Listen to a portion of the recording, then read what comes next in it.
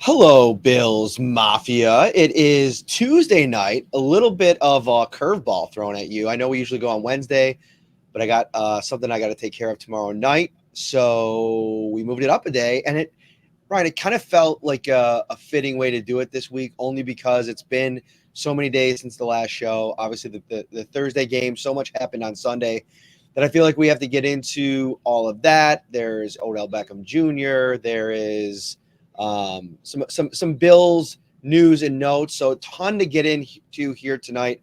How are you, my friend? Hey, I'm doing well, Matt. Ready to talk some Bills football. You're right, it's been a long gap in between our shows here because the Bills playing back-to-back Thursdays between Thanksgiving and then obviously Thursday night against the Patriots. So getting ready for some more football here in the near future. If you're getting ready to make some money, head over to Tops Friendly Markets, topsmarkets.com/redzone, and you can enter for a chance to win $1 million. Each week, Kings Hawaiian is pitting two city sliders against each other in the ultimate showdown, and you get to help decide the winner. Vote weekly for your favorite regional slider for a chance to win all season long and earn entries toward the $1 million prize. Explore the interactive stadium to play games, get recipes, share photos, and so much more. For more information, like I said, topsmarkets.com/redzone. Quick shout out at the top here. My friend Heather, I coach her little guy. I've coached her little guy in baseball. Little league. She's got this awesome company, and she gave me this hoodie, Buffalo or Nowhere. It's a cool concept. They do a lot of different Buffalo specific concepts. I think Bills fans and Buffalonians are always looking for new and fun takes on Buffalo specific apparel, and they got a great collection over there. So I wanted to show her some love, and we are going to get into everything tonight. Ryan, where do you want to start? Well, you know what? Let's start with the outcome of Sunday's games and how it really could not have worked out any better for the Bills.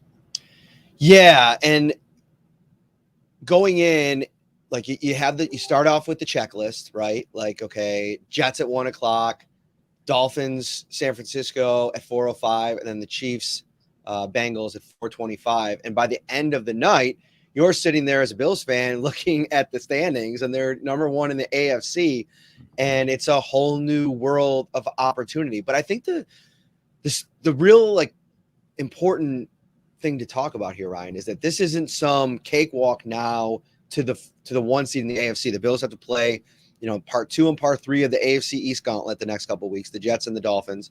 Then you have a Cincinnati Bengals team in week 17 that is looking all kinds of tough, all of a sudden knocking off the Chiefs in pretty impressive fashion. So the Chiefs have a pretty easy schedule down the stretch.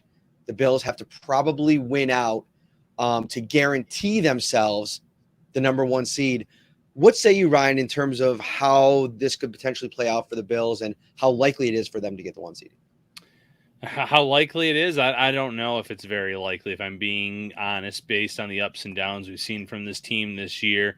While everything went really well on Sunday, the first thought I had is if I was a Bills fan, I'd be sitting there saying, man, if this team didn't blow that game to the Vikings, if they would have just come out and played a little bit better against the Jets, then they really would be in the proverbial driver's seat. But you said it. They have a tough slate of games. They still have the Jets again this weekend. They have a Dolphins matchup at home. They have the Bengals late in the season, a Bengals team that's playing as good as anyone. And even, the Chicago Bears, I know that they're not in the same class as the Bengals or even the Dolphins, but they really started to figure things out with Justin Fields. The offense is a lot more explosive than it once was earlier in the year. That won't be an easy game on Christmas Eve. So it's a really tough schedule, like you said. The Chiefs, it looks like a cakewalk on paper. I think that the Raiders, who are playing a better brand of football as well, could give them some challenges. Those divisional opponents are always tough. The Raiders always play them pretty tough as well. But for the most part, you like that the schedule of the Chiefs a lot more than the Bills. That said, it's an any given Sunday league, Matt. We've already seen the Chiefs lose to a bad Colts team this year. So it's not a sure thing that the Chiefs win out, but their schedule is certainly more favorable than Buffalo's. Yeah. Something that I don't think I was tracking as much on Sunday with all the other activity, and we'll get to the Dolphins in a minute because I want to spend some time talking about them with that matchup looming here in 2 weeks, was how important that Raiders game really was for the Bills. And you didn't think about that going in because it was two AFC West teams that have, been kind of disappointing, and, who knows if they're going to even be in the playoff picture later on in the season. But a win for the Raiders kept them in the hunt, right? And they've been playing better football over the course of the last month. And if you want to have them up for that last week game against the Chiefs, you want them to be fighting for a playoff spot. And they've played, you make a great point. They've played the Chiefs really tough in years past. And I think, it took some time. They have unbelievable weapons. And what we saw on Sunday against the Chiefs is that really good talent at the receiver position you could find some success against the Chiefs. And I think what we're starting to also see with the Chiefs, sidebar here, is that the realization that when in doubt, they don't just have Tyreek Hill to kind of look to offensively. And I think that they struggled in that game because the Cincinnati Bengals at times were dropping 8 players, and they were really strategic with how they were rushing Patrick Mahomes, which, by the way, late in that game, how egregious is it to have Patrick Mahomes suffer a sack when the Bengals rushed 3 in a gotta-have-it moment, but not having that speed out there that you have to fear. They have a bunch of players that have some speed. I mean, Sky Morse, Valdez-Scantling made a play down the field. Pacheco is really coming into his own, I feel like, but none of it scares you. And so if you could take Kelsey out of the game, which I think they did for the most part, or they did as good a job as anybody has on them, they become very much a beatable team unless Patrick Mahomes goes into superhero mode. And I thought Joe Burrow just made more plays than him. Yeah, and that's been the story of the last 3 matchups. Burrow and company have made more plays. Regular season, AFC Championship, and then this game this past Sunday. The Bengals have won 3 straight against the Chiefs. You look at the Bills, they've won 2 out of the last 3 against the Chiefs. Obviously, the big one being that playoff match that the Chiefs won. But you're looking at a Kansas City team that's being viewed as the favorite, I suppose, to come out of the AFC. And they're 1-5 in their past 6 matchups against those 2 teams. Is it going to be the Bills or the Bengals or the Chiefs? No, there can always be another surprise team. But right now, you said it. The Chiefs have some questions that they need to really answer down the stretch. They need to be ready come playoff time for a Bengals type of team, for a Bills team that can come in there and beat them. Or if it's in Buffalo, if the Bills take care of business and win out, it'll be a very interesting layer to add on to the storylines for sure. I think Anthony Fashana in the YouTube comments, as long as Buffalo wins the AFC East, I wouldn't mind seeing them whoop on KC in their house. He says, I ain't scared. Listen, I don't think that they're a team that's to be feared as much anymore without Tyreek Hill. I think that's the big piece of it for me. And defensively, they can still make some plays, but I thought their secondary, wrote a lot of their mouths wrote a lot of checks that their play couldn't cash on Sunday. I mean, Justin Reed got taken to task, and he's still out there on Twitter. I mean, I wonder how that plays in the locker room. Like, I didn't get beat, even though that we lost. Like, I'd be looking at that dude like, dude, close your mouth and play some defense. By the way, Justin Reed's a safety. Like, he's not even like the one responsible for locking down T. Higgins and just Jamar Chase and all their Tyler Boyd. And those boys had a nice game and were the reason, a big reason why they won. They've also unlocked Samaje Perine, who, by the way, with the way that he's run the ball the last couple of weeks, it kind of makes you think Zach Taylor's probably in his own brain just celebrating this kind of revival for Perine. Because if you remember, he put him in late in the game over Mixon. That was a call in the Super Bowl that a lot of people were questioning, like, why have him in the game late? And he's a guy that's showing that he can make plays, and he's a bit of a bruiser. He had over 100 yards of total offense against the Chiefs, and that's unlocking a whole new play. Because it's funny, Ryan, Mixon has been one of the weirdest players in the NFL over the course of his career. He's been somebody that's always been a guy that I feel like people have been waiting to see more from, and I feel like this all of a sudden impact that Perine's making is super interesting for them. It'll be interesting. I don't know the long-term prognosis on Mixon, but if he's not able to come back, they seem to be in good hands. Yeah, they have a lot of mouths to feed, but they feed all those mouths well. And you mentioned all the weapons they have at wide receiver. The only player that really stopped Tyler Boyd on Sunday was Tyler Boyd dropping a touchdown that was put right in his right in the perfect spot and just wide open drops. That game could have been even more out of hand at the end of the game than what it was. Not that it was out of hand at the end, but the Chiefs couldn't stop them on a 3rd and 11. It wouldn't have had to be in that type of situation possibly if that touchdown's made. They definitely have the personnel to defeat the Chiefs. It'll be interesting to see how they match up with the Bills late in the regular season, because every team in terms of how they match up against one another is different. So that one is definitely circled, I think, on everyone's calendar as a must-watch game here down the stretch of the season. Yeah. Also, I was thinking about it while you were saying that, the 4th and 1 that they had deep at the end of the first half, the Bengals, when they ran that jet sweep and he got tackled for a loss, like they go in there and they score a touchdown there. You're talking about a 17-point runaway win for the Bengals. So they really, really just dominated that game. And so, yeah, I think that, I guess this is our long-winded way of saying that I think the Bengals have entered the chat. I think they're a legitimate Super Bowl contender. They went on the road and won in Kansas City in the playoffs last year, something that the Bills still have to prove they can do in the playoffs. But I agree with you, Anthony. I think that this is a Chiefs team that's very beatable, whether it be at Arrowhead, whether it be in Buffalo. And I think you want to try to do your best.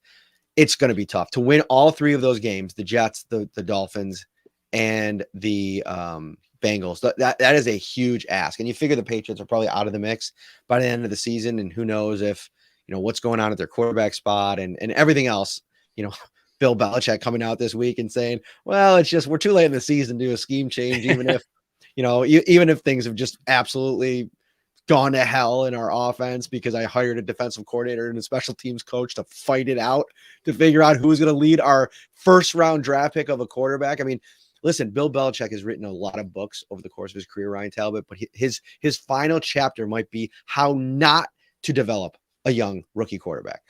Yeah, and almost extreme loyalty and how that can hurt you and maybe almost like blind you in a way. Bringing back Matt Patricia, time and time again, bringing back Joe Judge. He had Josh McDaniels there for a long time. He had that inner circle of coaches that even if they go out and they fail on their own, he brings them back and he changes the rules around. This is not a good situation in New England. You can see that the short passing game didn't work against Buffalo. You can see that Mac Jones, from a statistical perspective, has really taken a step back in year 2. And I think some of that was, the McDaniels effect. He really schemed things open for a young Jones as a rookie. I don't think it was necessarily the talent of Jones on its own. And now that he doesn't have that playmaker that can scheme or play designer, I should say, that can scheme guys open, he's really struggling this year. And the Patriots offense as a whole is really struggling. Somebody who struggled for most of Sunday was Tua Tagovailoa. For the first time playing like a legitimate defense, like a top tier, top 5 defense. I think he played, did they play the Patriots? Early, I think it was week 1. Right. So before, that's a tough one. Always feel out, period. Yeah. And that was the first look at that offense with no tape with Tyreek Hill in the mix. And I mean, really, it wasn't even like explosive. I mean, it ended up being 20-7, Dolphins win, Tua with 270 and a touchdown. The thing about Tua that's been interesting, for as dynamic as that offense has looked at times, his touchdown numbers don't blow you away. I mean, he's going to probably finish the season under 30 touchdowns in an offense that has a record-breaking receiver in Tyreek Hill and a complementary piece who I think you can make an argument is the best number 2 wide receiver in the NFL. But I think what you saw on Sunday is that when you're not getting the rack against good defenses who get to the ball carrying tackle outside of that Sheffield touchdown. Oh my gosh, that was a joke. And I think that was just like a right place, right time, getting the ball out of his hands quickly, and then he got to the outside. That was a nice play by him. Is it Sheffield? Is it Sheriff? How do you pronounce his last name? I was actually just thinking the same thing. Sure. Yeah, I'm gonna get it wrong if I just guess right now off the top of my head. But 75 yards to the house, he caught it. What is it? Shearfield. Okay. Samsonite. I was way off. Oh, I love that. Dumb and Dumber. Boom. No. So with the Dolphins, one, Tua showed that he can still be rattled if you hit him, if you can get pressure on him. He had some guys that were wide open in that game that he just sailed the ball over their heads. He was throwing it behind them. He had a few plays that probably could have gone for interceptions if it wasn't for really good plays by Tyreek Hill to come back and make an adjustment on a ball that was thrown behind him and things of that nature. I know another one was later intercepted that he tipped up in the air, but that's kind of the way it goes. But, as a whole, Matt, I thought, boy, if the 49ers if the Dolphins want to silence some critics, go defeat the 49ers. And then it's going to be really little to say. And then, of course, Jimmy Garoppolo goes down with the injury. And I said, okay, well, people will have an excuse if the Dolphins go out and win this game. But then they can't go out and beat Brock Purdy. Mr. Irrelevant 2022 is just in there, standing in the pocket, taking shots, but delivering accurate passes to George Kittle, to Brandon Ayuk, to Deebo Samuel and company, utilizing Christian McCaffrey properly. This guy looked like a seasoned veteran. He didn't, he wasn't blowing the world away with his play, but he was making the smart plays, making the smart reads. And the fact that the Dolphins couldn't come up in that scenario, it's going to just make those voices louder in terms of, can they win the big games when they matter? Can they win a game this upcoming week against a Chargers team that needs to be in desperation mode at this point if they want to hang on and claim one of those wild card spots? The Dolphins are out on the West Coast again. I believe the plan was for them to stay out there all week. We'll see if that affects them at all in terms of not being at home, being away from their loved ones for that period of time, not practicing on their fields, so on and so forth. And the Chargers are a very up and down team, more downs than up. So I think the Dolphins can win that game, but then can they win in Buffalo in the cold weather? If they can't beat the 49ers and they can't beat the Bills, then we're sitting here looking at a team that is doing what they should do when you have all that talent and you're playing a third place schedule. You're taking advantage of weak opponents. You're winning the games you're supposed to, sometimes not in impressive fashion. Go back to the Pittsburgh games. I think that one was 16-10. The Lions game was a close one. And listen, the Bills played the Lions in a close game too. I'm just and the Bears, so on and so forth. They're beating the teams that they're supposed to right now, but what's that wow win for them? Was it the comeback against the Ravens? Maybe. I wouldn't even count the Bills game because of all the injuries, the heat, the mistakes the Bills made in that game. So right now, I still have a lot of questions about how legitimate the Dolphins are. Plus, I mean, you made the perfect point. They're facing Brock Purdy. I mean, for that defense that went out and gave up significant assets to bring in Bradley Chubb, for them to allow him to have as much success as he had in that game, and there were plenty of plays where, he made that, he'd love to tell you, in the words of Sean McDermott, he'd like those back. But he still went out there. He threw 2 touchdown passes. He moved the ball. He kept the 49ers in the game in a situation where, it could have been too big for a lot of people. And so from a Dolphins perspective, I think you look at that and you're very concerned because the offenses, specifically the quarterbacks that you're going to face in the next 2 weeks, are of a caliber it's a horse of a different color. Now, as you face Justin Herbert this week and then Josh Allen, obviously. But the thing about the Chargers, though, you look at and for this upcoming week's matchup, they are not getting to the quarterback this year, Ryan. Like, it is their defensive line, for as good as their defense is, and I know, and this might be one of the reasons why they're not winning, is that, their sacks, their pressure percentage, their quarterback knockdowns, their hurry percentage, they're all among the bottom 7 or 8 teams in the NFL right now. And it's got to be unacceptable. You go out and you invest in Khalil Mack, bring him in, obviously in the twilight of his career a bit here. You pair him with Nick Bosa, and it doesn't yield the kind of results that I think everybody across the league thought. I mean, go back and look at Bucky Brooks's. I was just thinking about this today. I was going to tweet it, but sometimes I don't like when people do that. I'm not trying to dump on Bucky for this, but I more so wanted to highlight how much we don't know in August. He put out his top 5 most talented rosters in August, right before the season. It was the Chargers 1, the Saints 2, the Bucks 3, the Packers 4, and the Chiefs obviously at 5. I mean, listen, I don't think we saw a lot of these things coming, but I was a little bit dubious about the Chargers, just knowing the fact that this is a team that has not won anything yet. They've never made the playoffs.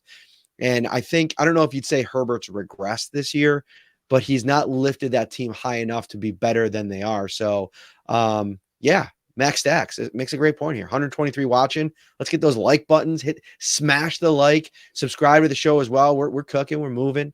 But yeah, I think that they're a desperate team, the Chargers. I think they're going to give this part of the schedule is just going to be really brutal for the Dolphins. How do they handle staying out of the West Coast? How do they handle the questions that are now coming up in press conferences? Everything was lovey-dovey. Everything was golden for weeks and weeks and weeks. The Mike McDaniel train is, we talked about him on this show. I mean, he's really captivated the NFL universe. And now it's going to be how do you respond after, really getting beat up in that game? Yeah. First and foremost, with the Chargers and just the NFL in general, it is always interesting to look back because we don't know. There was another NFL analyst that had the Broncos as their Super Bowl pick for the AFC, yes. and you look at that and it's like, oh man, that could not have been more off the mark. It might have been Charles Davis. I can't remember for sure, and I don't want to be 100. I'm not 100% positive on that. So, but one of the big NFL analysts kind of picked that. And when it comes to the Chargers have all the talent in the world on both sides of the ball. They just never seem to be able to put it all together. You mentioned Bosa. You mentioned Khalil Mack. They brought in J.C. Jackson. Obviously, one, it wasn't working out before the injury, and then two, he's not playing right now. But then the wide receivers, Austin Eckler, just a ton of talent on the roster. So maybe this is the week that they do figure some things out. I know that the Dolphins are supposed to get some reinforcements back on their offensive line, but I still think that's a matchup that the Chargers can win, even though they've been underwhelming in terms of getting after the quarterback. I think this could be a game where they could rattle Tua a little bit. It's going to be one of the more interesting matchups to watch on Sunday. Mm-hmm. Pops Mafia, our buddy Harold, wants to get back on track. It's Jets week. We'll have plenty of Jets coverage for you, sir, over the course of this week. We'll have a big preview show either on Thursday or Friday, Ryan. We got to talk about when we're going to roll with that show. Maybe we just do it Thursday night. We'll see. Although I have class, so that's a challenge. We'll probably do it Friday, early afternoon, like we usually do. I love planning mid-show. It's fun. Love it. All right, let's shift gears here. I know we've talked ad nauseum about Odell Beckham Jr. And to be honest with you, just watching the charade, is that what it's been over the last 4 or 5 days? Odell coming into Buffalo, Darian Bryan, the unbelievable personal chef of Stephon Diggs and Von Miller, was gracious enough to cook him up a 4-course meal, sharing the menu on social media. Very cool. He did his thing in Buffalo. He's now gone on to Dallas, and we've all saw the videos of him going to the Dallas Mavericks game and getting the full court press out there. But Ryan, there's been some reports here. Things are getting interesting, and I think the way that you look at this, which lens you use, is very interesting. Reports are that Jerry Jones, who said on his own radio show that he's obviously concerned about coming off of the injury, and it's no guarantee that they're going to sign him. And then there's reports coming out that there are concerns about whether or not Odell Beckham Jr. can play this season, and the Cowboys have those concerns. Now, there's one side of this that, folks talking about, well, maybe is that the Cowboys putting that out because they don't feel like they're in final consideration. I will say this. Listening to Josh Allen today on the Kyle Brandt podcast, listening to Sean McDermott on the Rich Eisen show, they seem very comfortable with how the weekend went. And to me, that can mean one of two things. Number one, they're confident in the job they did selling what it meant. Like Josh Allen talked about, telling them what it would mean to the city of Buffalo if he were to come here and help them win a Super Bowl. And he was into that, right? And then also like them believing in, without a workout, what he told them, being comfortable with what he'll be able to do once he does get back out on the field. It seems like they're really comfortable with all of this, and maybe they're comfortable even if he decides to go somewhere else, right? Yeah, and it's going to come down to every team's medical staff. They all looked at the medicals. He didn't work out for any teams, but it wouldn't shock me if there was maybe some video of him working out on his own or with a trainer that they could look at. So it's that interesting piece to the puzzle, I guess, because there was talk ahead of time about how he's not working out for these teams. There's a national analyst or reporter that said that they weren't sure that he was going to be able to play this season. That kind of makes this whole three team tour that much more interesting. teams are going at the, rolling out the red carpet, and they're all playoff teams. Giants, not necessarily a real contender this year, but a good chance to make the playoffs. Bills and Cowboys in a spot to legitimately possibly play in the Super Bowl. But if he cannot play this year, let's just go from that perspective. One, takes a little bit of the shine away from having him come in for these the grand visits, the tour of the facilities, everything, because the Bills are a team that need that help now. They're trying to get over that hump, trying to be able to defeat the Bengals and the Chiefs come playoff time. And I think they can with their roster as is, but they're looking for someone to get them that little extra boost. And if it can't be Odell Beckham Jr. this year, why do you want to pay a decent chunk of change, I would think, on a multi-year deal if you have any question marks about him in the knee? And you could go into free agency in the offseason and compare him to some of these other players that might become available and someone you might like that's healthier, younger, this, that, or the other. So teams have to be careful in terms of what they saw in the medicals, how they feel. If I'm Buffalo and I feel like he can play this year, yeah, by all means, throw him an offer for this year. If you want to throw in a second year, fine, but I'm not trying to go all in on these multi-year deals. I think the questions are legitimate in terms of, can he come back and contribute come playoff time?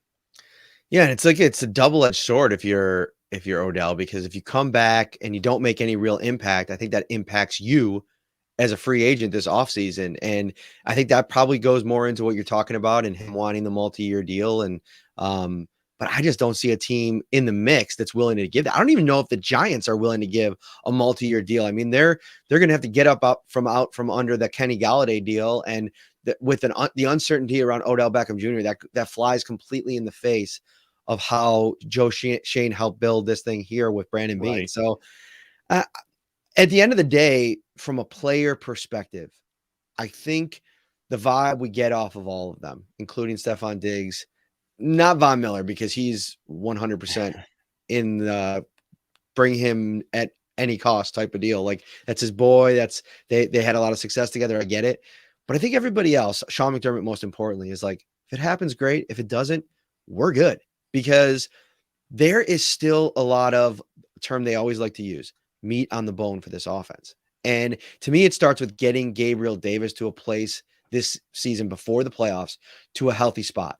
And maybe you look at the schedule and you say, okay, we'll manage this injury, because let's be honest. I mean, Bruce Nolan, does a great job with around Buffalo Rumblings. He was crushing some tape. I guess his wife went out of town, so he was diving headfirst into the tape. He put some stuff out on Kyer Elam and then something on a video on Gabe Davis from a route. And you could tell he's still not moving right, Ryan. And we've been talking about this on the show for weeks about just seeing him out on the practice field and not really looking like the same Gabe Davis. He doesn't move the same way. He doesn't cut the same way.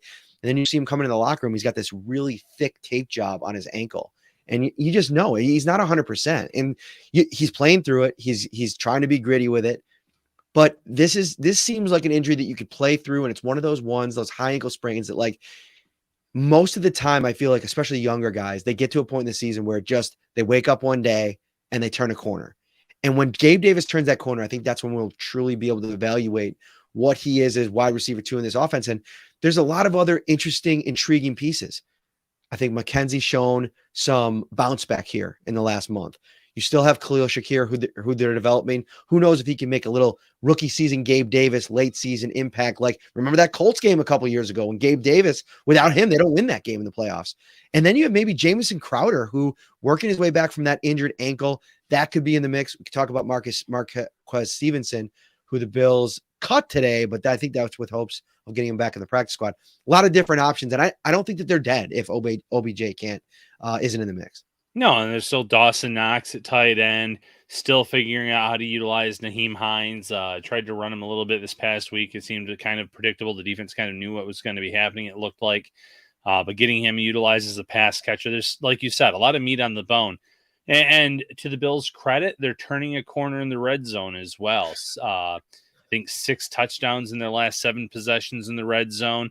It was a real struggle for them at one point this year. They were toward the bottom third of the league, and now I think they're right there in the middle of the pack.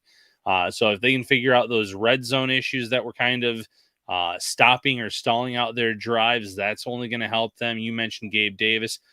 It's probably not the season thus far that a lot of fans envision. But if you think back to the opener against the Rams, the 4 for 88 and a score, the game he had against Pittsburgh, he had some big plays in that one. When he's been right, he's looked good. He has not looked right, though. He's been somewhat hampered by this ankle injury, and it's definitely taken a toll on him as a receiver. So you're right. If he turns that corner, if he wakes up and the ankle finally feels right, he can make a push run here toward the end of the year and into the playoffs, and maybe look more like the guy that scored 4 touchdowns against Kansas City.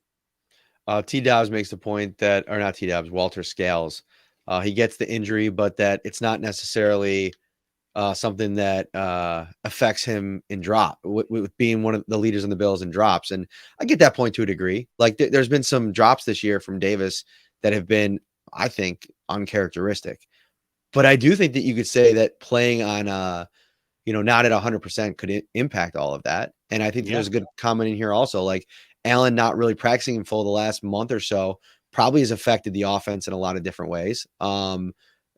Nick G makes that point here in the comments. So there's a lot of different factors, but I want everybody to I know we have like this this tendency as sports fans, media, to live in the now and live in the what's happening now, and maybe forget about the most recent of examples that we can use to kind of explain a lot of these issues that you're seeing. Gabe Davis was an afterthought in this offense last year. Like Emmanuel Sanders had taken the role to start the year. Gabe Davis was invisible all year long. But then finally, when Sanders got hurt, he ended up having a game. Then he missed for COVID, and then he came back and then absolutely exploded in KC. It just takes, getting healthy, getting an opportunity, and I think that you'll see Gabe Davis take advantage of that if he's able to be at 100%. You don't go out in the playoffs on the biggest stage and have 4 touchdowns and stink. Like that. Those two things just don't happen. So I'm willing to give him the benefit of the doubt. There's something else going on there. And listen, as he's kind of dealt with this thing all season, and I get the frustration with the fact that this ankle issue continues to seem to be a problem for him. He's had, I think, an ankle injury every season of his career in 3 years. But I just think it's a situation with Davis that he still produced to a degree while he's been trying to deal with this injury. 6 touchdowns is nothing to sneeze at in an offense where Stephon Diggs has dominated and Dawson Knox is underwhelmed as well. And he's the one that just got the big kind of money contract. So, the Knox thing is tough because I think that he's dealing with a lot this season and nobody really knows what it's like to be inside his helmet, inside his brain. I can't imagine what that must be like. And so it's hard for me, even as somebody that's got to criticize a player when they're not playing well, to hold him to some standard, knowing what he's gone through. I mean, there's players that might decide to just sit out a season, like while they deal with something like this. To lose a brother is just an unbelievable in the way that it happened. So, but he did sign that contract, and the production definitely hasn't been there at that spot. I know the fans have wanted more targets in that department, like getting Dawson Knox more heavily involved in the offense, but it's hard to do that for any one of these players, Ryan, when Stephon Diggs is so featured in the offense and it's working so well this year. Yeah, it does feel like he's not being utilized, especially in the red zone like he was under Brian Dable, where he was a touchdown scoring machine last year. But it's the growing pains of learning a new offense. It's trying to figure out, Ken Dorsey trying to figure out how to best utilize his players. You mentioned the personal hurdles that Knox is dealing with himself. So there's a lot of reasons for why his struggles may be occurring. But just like Gabe Davis, just like hopefully what the Bills hope to see out of Nyheim Hines, what they saw out of James Cook this past week, they're hoping that as time goes on, these players, whether it's because they're rookies, where they're new to the offense, they're dealing with injuries, they're dealing with other issues, that by the time when it's meaningful football, they're all playing their best football. The most meaningful time of the year for some is Christmas season, and 'tis the season to save on groceries and all of your holiday gifts. Christmas bonus is underway at Tops Friendly Markets. Shop at Tops, save $10 at all of your other favorite stores and restaurants. With over 25 gift cards to choose from, there's something for everyone on your list. Don't forget to treat yourself to some extra savings too. Save on great gifts like toys and games from GameStop or Toys R Us at Macy's. great family dining at Applebee's or Buffalo Wild Wings, that new big screen TV you want from Best Buy, and so much more just by shopping at Tops. Be Santa's biggest little helper with Christmas bonus from Tops. For a complete list of available gift card savings, visit topsmarkets.com/Christmas bonus. So, interesting conundrum that we have at Christmas time in our house. Not to get too far down the rabbit hole of personal details and everything like that, but my wife and I have a joint bank account, right? And we also have like a joint Amazon account. How do you kind of tiptoe around that when you're both checking all of that all the time because you're doing all of these things? Like, I've had to have like my mother-in-law do some things, my sister-in-law do some things, and then you're just like, you're moving like, I'm going to houses with big envelopes of money, and it's a wild Christmas season this year as we kind of, every year really, as we try to kind of navigate all this stuff. Yeah, and I'm a terrible shopper in terms of going out and shopping, and my wife did send me her Amazon wish list. But you're right. If I start ordering things off of that, all she has to do is go and look and be like, oh, this was taken off the list. She's going to know that myself or someone else in the family ended up getting it for her because she has shared it with some of her siblings as well. But it definitely adds a different layer to it. But then again, at least I know I'm getting her stuff that she wants rather than leaving it in my hands. And, you know, God bless her if that was the case where I had to go out and pick out some of these items with no sense of direction, because she'd probably get some things that maybe I'd hit on, but a lot of things I probably would not. Yeah. We got a I'm excited about this year's. I think it's going to be a real smashing Christmas for my wife, and she's earned it. She's done, you know, she puts up with me all year long. So there you go. All right, let's move into some other conversation. We're going to bring in AJ here shortly, but before we do, I want to talk about a little bit more about this cornerback situation and what you expect moving forward. Because when we talked on Thursday after the game, you know, I put out a theory, right? We were talking so much about that rookie wall and maybe that being something where that they wanted to manage. My wife just texted me, said, "You're the worst surprise holder ever." I'm like, did I tip it? Did I tip it? I didn't tip what I did, right? Do you know what I did for my wife? I don't know. I thought maybe the word smashing was supposed to be like a hint or something. Was it? Uh-oh. No. Okay, good. All right. The way you said it, I'm like, and that would be inappropriate, Ryan. Not that. Not that way. Merry Christmas, Caitlin. She's gonna send you a few more texts. Oh my god, my ribs hurt. My ribs hurt from laughing. Like all right, we veered because she texted me, dude. Really, I really hurt my ribs. That's on her. Oh, geez, I'm sorry. That's okay. You just made me laugh. All right, so Kyer Elam. So whatever happened, we heard from Leslie Frazier yesterday, and I thought it was going to be interesting to hear what he had to say, because usually when you talk to Sean McDermott about these things, he only kind of takes you to a certain point before he kind of opens up the curtain, if you will. So he was asked about that. My wife's texting me. We've already veered off here, so no more text the rest of the show. How about that? All right. Oh no, she said her father is listening. Oh my god. All right, so decision not to play Kyer Elam. Leslie Frazier said that was a tough one, and that had as much to do with special teams as being in the defensive backfield. With Dame being kind of iffy, we would have liked to have had Kyer available. Because of the numbers, it really didn't work out that way. Now, I'd have to take a deeper dive into what kind of availability they needed at special teams, and I haven't done that, so that's on me. I apologize. But it seems like a little bit strange. Like, I still feel like it was one of those situations where it was just a luxury with wanting to get a larger look at Xavier Rhodes, which he said, Frazier added that as well. And that's what Sean McDermott said. That made a lot of sense. Like, okay, this was going to be the Xavier Rhodes game. This is not a good defense or offense, not a dangerous passing game. So put Xavier Rhodes in the game and see how he plays. And if you had Dane Jackson available to you, sure, I get that. Like, he's still a more trusted piece, as much as he struggled against CB1s, but you were putting Trey White in a more pronounced role. So that all makes a lot of sense, but it also doesn't at the same time, if that makes sense. Yeah.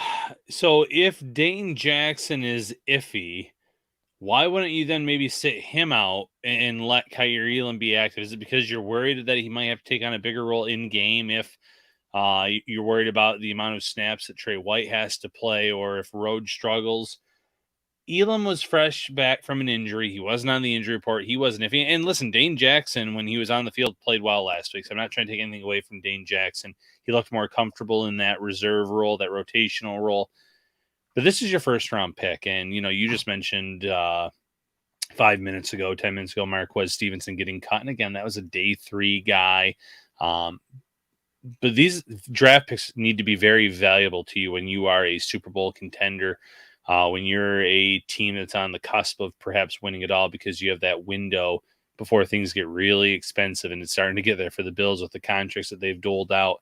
So if you have reservations about Kyer Elam, or if you can't get him on the field at this point of the year, it still raises a little bit of a red flag to me. I heard their reasoning. I somewhat get it. It's a numbers game, but you would like to think that they could have found a spot for their first round draft pick. This isn't a 7th round guy in a UDFA. This was their first pick in the 2022 draft, and he's healthy, and it's one of the most important positions on the defense, and you couldn't find a jersey for him on game day.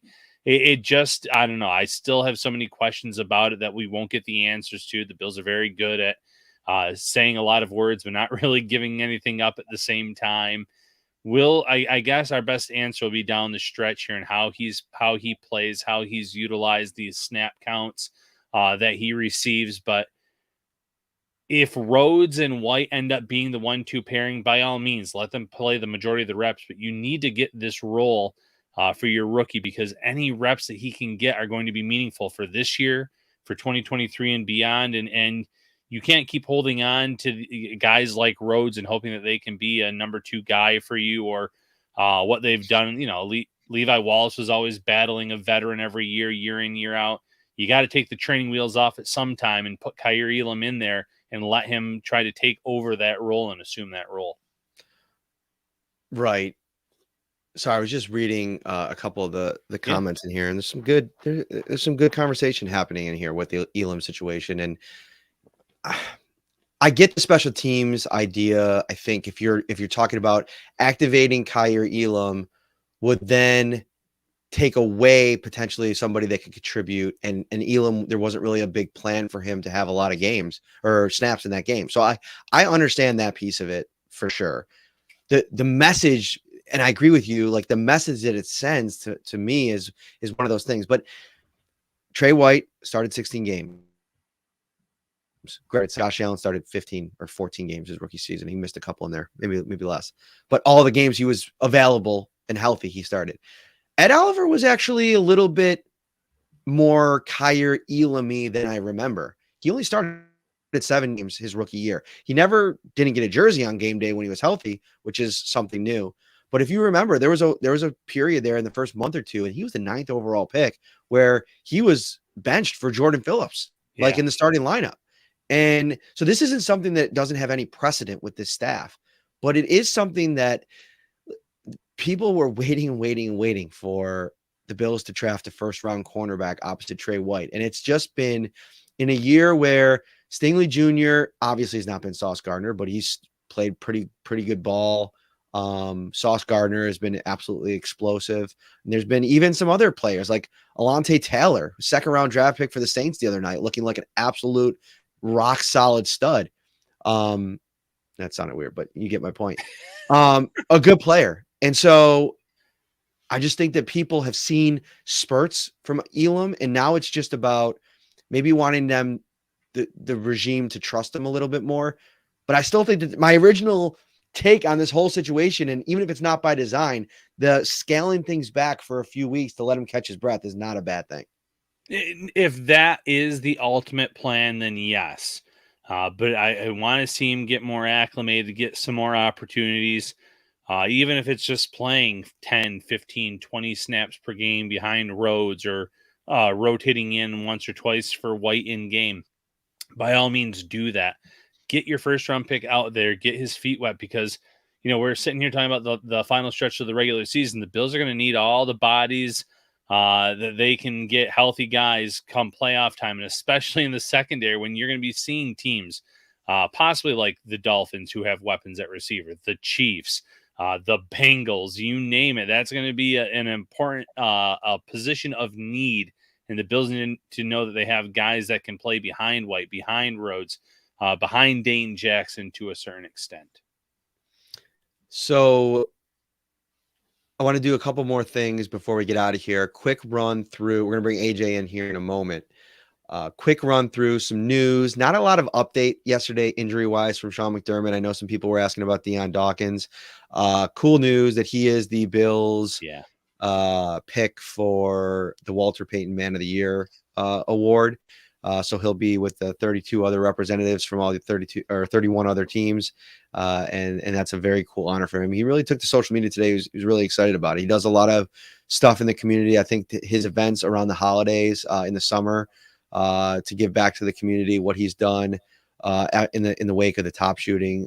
Can't say enough about what Deion Dawkins does. Speaking of, getting out in the community, Jordan Poyer today got a letter from a young man at a local middle school and decided to not only send him a personalized video, but then go to his school and surprise him. Apparently he's been going through a rough time at school and told Jordan how much he kind of looks up to him and how much he gives him, puts a smile on his face, so on and so forth. So Poyer shows up at the school, surprises them after class. They have this big exchange. You could see the video that's circulated on social media. Just an awesome, awesome story. The Bills do really a great job in the community and all of those things. It's really great to see. Yeah, and Poyer calling the school about an hour ahead of time saying, hey, I want to come and see this kid. That was awesome.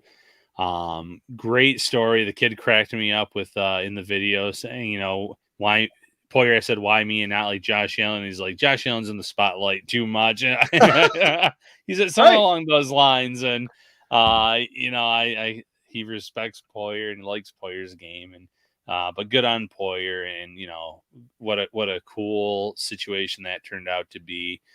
That kid's never going to forget that. Not when he's 22, 52, 72. That's going to be something that sticks with him for the rest of his life. Indeed.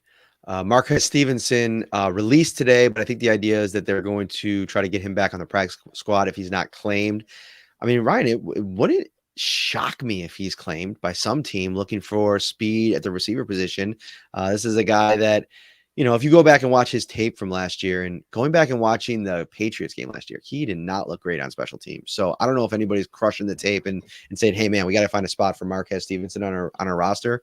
But if they can get him back on the practice squad, that's a nice, tool to have in your back pocket as they kind of go through the season. And as they've been forced to watch Mr. Isaiah Hodgins go on to the Giants and really find a role there. And it's such a cool story. I just talked to him maybe a week before he was claimed off of waivers or off of the practice squad from the Bills, and just talking about like before he got that opportunity to play for the Bills, and just the excitement about a good training camp, a healthy training camp, and then the disappointment of getting cut at the end and having to go through that whole process again. And now to see him having some success, and that's one of those cool stories you root for, even if it's not for your team. Yeah, had a touchdown called back. Then he scored another one that stood. You felt happy, and like you said, you felt good for the receiver. It was a Stephon Diggs-esque route, the way that he turned the defensive back around and got open on, create a little separation there near the goal line. In terms of Marquez Stevenson, it's always interesting this time of year. It could be kind of like teams playing chess with the Bills. It could be one of their opponents that claim him.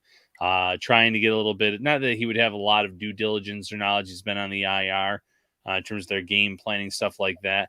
A bad team, though, if I'm one of the worst teams, if I'm high on that waiver order and I know that there's glaring holes on the roster, why not bring in Stevenson? You mentioned it, the speed. It wasn't that long ago that he was in the draft. Many teams probably interviewed him and have those files and folders in terms of their impressions and where they had him graded. So it's no sure thing that he's going to clear waivers, especially this time of year where a lot of those really bad teams are more so in evaluation mode for 2023 than they even are for right now. And they're trying to figure out, can we bring this player in? Can they be an asset to our roster? Can they start over player X, Y, or Z? So Stevenson could have a suitor come time here. I guess we'll know tomorrow. Would you rather pay Jordan Poyer or have OBJ on a multi-year deal? Elliot Eisler with the great comment. One of our regulars, our guy.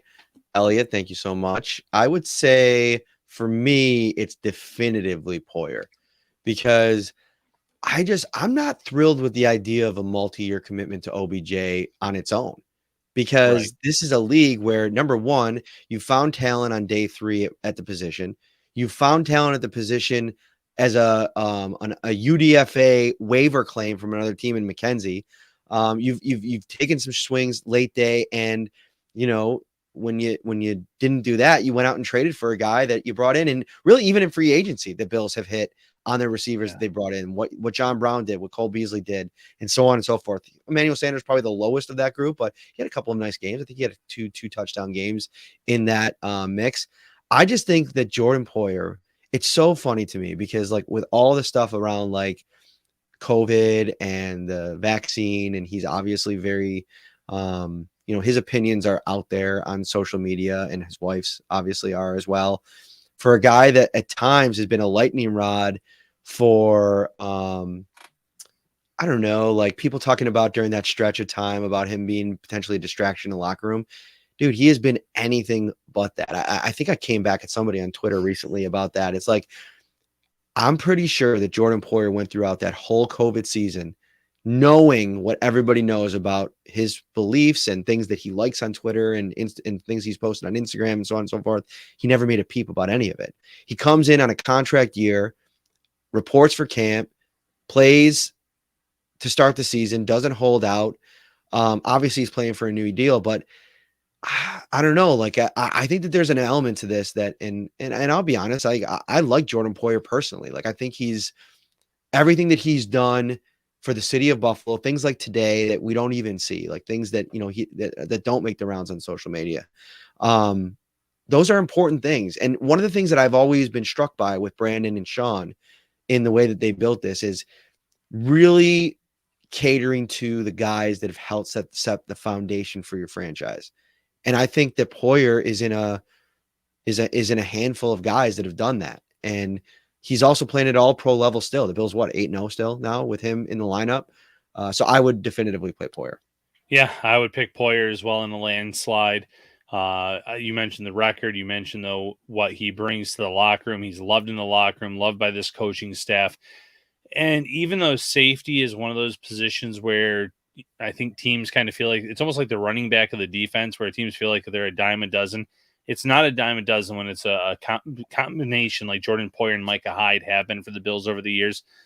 They have really, even when the Bills are missing a lot of pieces on that defense, from year one, 2017, they turned that defense around. They showed their importance. And even this year, without Hyde being back there for the majority of the season due to that neck injury, Poyer has really held it down, made big plays, almost had an interception in that Patriots game.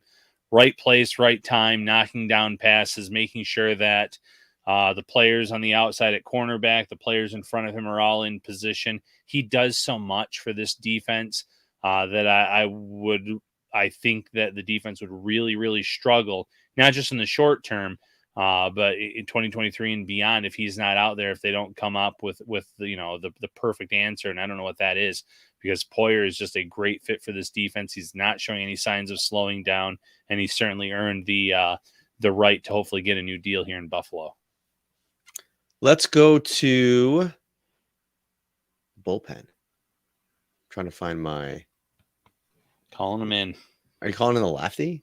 Yeah, I think he's a righty. I'm a lefty. AJ Sabalski. What's up, buddy? Did I say it right? Yep. How you doing? I'm a righty, by the way.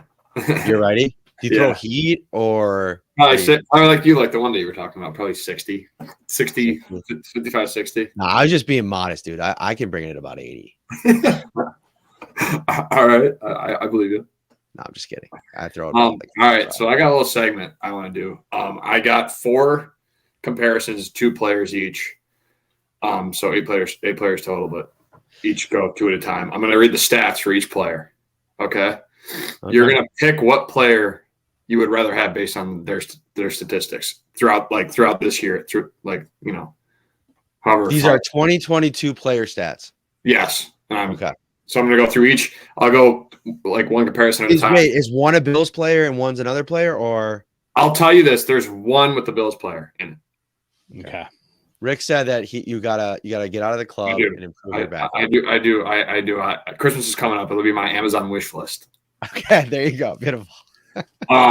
So never mind. Forget that. All right, player A has 3,006 total yards, 20 touchdowns total, and 7 interceptions. And I threw QBR in there, 59.6. I know. I don't know if it's that big of a deal. Player B has 3,064 total yards, 19 touchdowns, 7 interceptions, and a 60.4 QBR. So a little better QBR, a little more yards, 1 less touchdowns, and same amount of interceptions. Are there any rushing yards to throw into that? Yeah, so the player A had 2,200 yards and like 700 rush yards. Player B had 3,022 pass yards with 40 rush yards. Player A. I think the Can you guess who player A would be? Off the top of my head, no, but I just feel like in today's NFL, the ability to pick up yards with your legs is something that makes it so much harder to defend. And, the overall stats, the overall yardage is pretty much the same between the two. So maybe B is the better choice, but I like those players that have the versatility to do both. Okay, Matt. I'll go next. So give us who the okay. So player A was Lamar Jackson. Player B was Jared Goff. So pretty similar statistics. Yeah, pretty similar statistics. All right, next one. Player A, 3,446 passing yards, 25 touchdowns, 8 picks, and a 59 QBR. Player B, 3,339 yards, 22 touchdowns, 7 picks, and a 56.6 QBR. This one's all you, Matt. These are QBs? QBs. Player A, player B, yeah. What were the interceptions again? I don't know. My wife we need some visuals here because I can't retain this as you're just telling me the stats. Go ahead. Player A had 1 more interception. Okay. I don't know. I think the funnest conversation we could have is like about your background because people are just going after it. And they're wondering if you're about to have an alien abduction in the room. This is great. All right, we'll go with B. What are the players? Burrow's first one, Herbert's second one. I just like comparing those two because they're the same class. Because obviously, yeah, a lot of people compare them too. So Burrow's had a better year. I was a big Herbert guy before the season, but I think Burrow's changed my mind in terms of his ability to win and his ability to beat Patrick Mahomes for 3 straight times in a row. Ryan, I'll do one more. Ryan, player A has 777 total yards, 4 touchdowns. Player B has 665 yards and 6 touchdowns. Wide receivers. Player B is Gabe Davis. Oh, player B is. I'm going player B then. Who is player A? Deebo Samuel. Oh, never mind. Deebo Samuel. Come on down. Sorry, I'm a huge Deebo Samuel fan. No, but how many games has Deebo missed? Has he missed a couple games? Probably missed 2. Yeah, a couple. Yeah. Gabe's missed 2, I think, too. Yeah, right. He's only actually missed 1. Yeah, and that's no knock on Gabe Davis for the record. Deebo Samuel is just a freak of an athlete that can win you games in a lot of ways. I thought last year specifically he did a lot of really good things in games where you didn't think that the 49ers could win, but he carried them single-handedly in some of those matchups. What else you got, AJ? Who do you think? I'll have one more after all the funny comments that I don't want to look at, or else I'll laugh. Baltimore Ravens or the Bengals win the AFC North? Bengals. I think Lamar's missing the next 1 to 3 games possibly, and that's not to say that they can't win without him. But I think the Bengals are hitting their stride at the right time. I like the way that they're playing more. I still have questions every now and then about Lamar Jackson and that offense where they allow teams to get back into games. The Bills game is a perfect example. The Dolphins game before that. So I think that the Bengals right now would be the team that I would choose. I can't remember who said it, but one of the talking heads on ESPN, I think, said Lamar Jackson's about to throw up the deuces and say, I'm out for the season because he doesn't want to risk more of an injury. Like that's what he would do if he was in Lamar's spot, because obviously the contract negotiations this offseason are going to be crazy. And this team looks bad with Lamar in it. Like, I went back and looked at my early season tweets, and I had Lamar Jackson as my MVP through 3 weeks, which is why I won't be tweeting about MVPs through 3 weeks next season.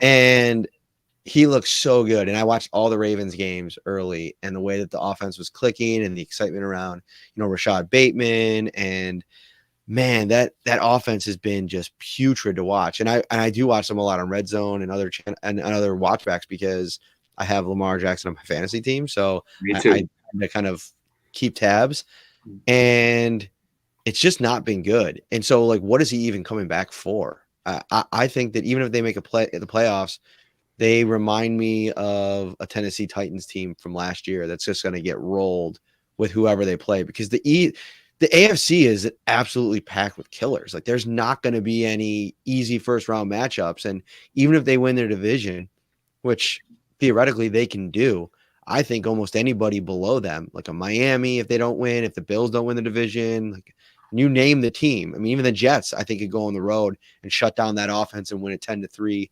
slugfest with Zach Wilson, because guess what, guys? We may be on to Zach Wilson again after the Mike White versus the Bills game, part due. Because if you all watch what happened last year, dude, I went back and watched this Jets-Vikings game, and Mike White should have had like 5 interceptions in that game. Okay, so we could be on – we could be watching the sequel play out completely like it did a year ago, and Mike White's going to have to come to Orchard Park this time, which is probably going to be rough. Yeah, I think the Jets missed the playoffs. Looking at the schedule and stuff. I think that's why I think the Patriots game at the end of the year, if the Patriots can get in a roll, I know they played the Dolphins once, and I know the Jets, and they still have 3 division games. So that game might mean something to the Patriots if the Chargers struggle down the stretch here. And even the Raiders are a team that they're, like you said earlier in the show, they're playing really good football right now. And Devontae's probably playing like one of the best receivers in the league. Chandler Jones finally had a sack, and they got a lot of talent. Josh Jacobs is having a career year. So if they can get it going too and get hot, they're another team, if they, win out, could take that Jet spot as well. Yeah. And even if the Patriots aren't playing for a playoff spot in that game that you mentioned, division teams always want to knock out their competition in a meaningful game. We saw the Bills do that to the Dolphins, I think, a few times, the Jets a few times in those drought years. It still means something to those teams to be able to do that. So even if they're not playing for something, I could see the Patriots really being up for that game to try to knock the Jets out of the playoffs if they're in the spot to make it at that point. We got to wrap this thing up. I mean, Ryan Talbot before this show texting in our group chat, and no word from our tag team partner here for hours on end. And all of a sudden he chimes back in 30 minutes before we start, and he's like, yeah, I fell asleep on the couch. So it's that time of year. I said it gets dark really early. It's a struggle season. So anything else, AJ, and then we'll wrap this thing up. Yeah, where can I find some food to eat this Sunday watching the Jets game? Oh, funny you should ask. The Carry Out Cafe at Tops Friendly Markets is open all the time. I actually don't know the exact hours of the Carry Out Cafe, but I'm pretty sure whenever Tops is open, you can go take it a visit to the Carry Out Cafe, which has hot to go fresh, large, and cheese and pepperoni pizzas, $14. Jumbo chicken wings, 10 count, $14. The legendary breakfast pizza, a large, is $20. Pizza or taco logs, 6 count, $7.69. Baby back rib sections, $5.99 a pound. Sub sandwiches, wraps, apps, sides, and so much more. Visit topsmarkets.com/redzone for the complete menu of ready to enjoy fan favorites. He's AJ. He's Ryan. I'm Matt. We will see you on Friday